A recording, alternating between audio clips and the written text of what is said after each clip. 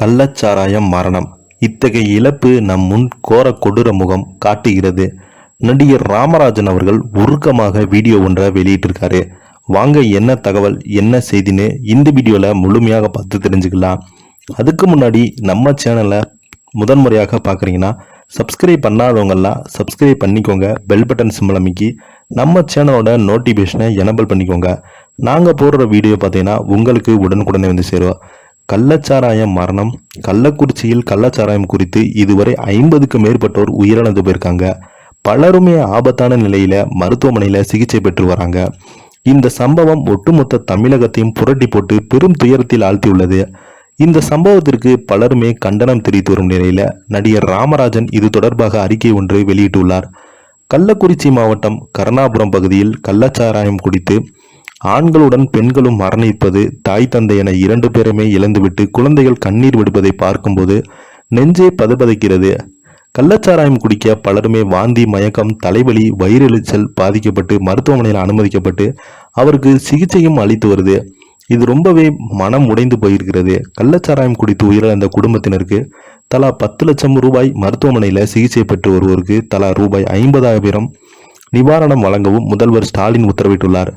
மேலும் இதற்கான காரணத்தையும் ஆராயவும் இனிவரும் காலத்தில் இது போன்ற சம்பவங்கள் நடைபெறாமல் இருக்க எடுக்க வேண்டிய நடவடிக்கைகள் குறித்து ஓய்வு பெற்ற நீதிமன்றம் நீதிபதி தலைமையில் ஒரு நபர் ஆணையம் அமைக்கப்பட்டுள்ளது.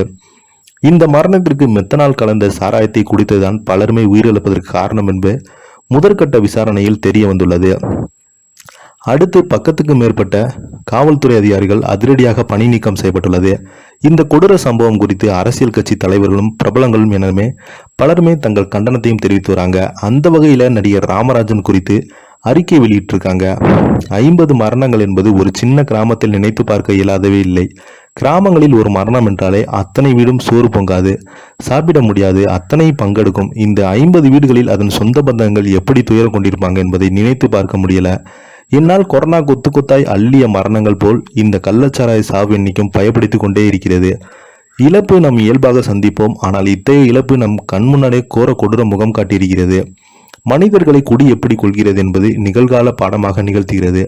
குடிகளுக்கு ஏன் குடி? அவசியமற்ற ஒன்றை மகிழ்ச்சி என்ற பெயரில் மக்கள் வழக்கமாக கொண்டிருப்பது என்ற குடும்பங்கள் நல்லுறவை சிதைக்கிறது. இன்றைய காலகட்டத்தில் எதிர்கால சந்ததிகளும் நாம் செய்ய வேண்டியது மது கலாச்சாரமா, போதைப் பொருள் கலாச்சாரமா தெரியல. அவர்கள் நன்றாக ஆரோக்கியத்துடன் குடும்பங்களில் உருவாக்க வேண்டிய என்பதை எப்போதுமே உணர்த்து கொள்ள வைக்கப் போகிறோம். ஒரு படத்தின் ஆரம்பத்தில் குடிப்பது உடல் நலத்திற்கு கேடு என்பதோடு நம் சமூக அக்கறை முடிந்து போகிறதா? குடியால் நம் இறந்தவர்களின் அதிகம் என்று ராமராஜன் அவர்கள் உருக்கமாக பதிவு ஒன்றை வெளியிட்டிருக்காரு. இதை பற்றி நீங்கள் என்ன நினைக்கல உள்ள கமெண்ட் பாக்ஸில் மறக்காம பதிவிடுங்க. நன்றி.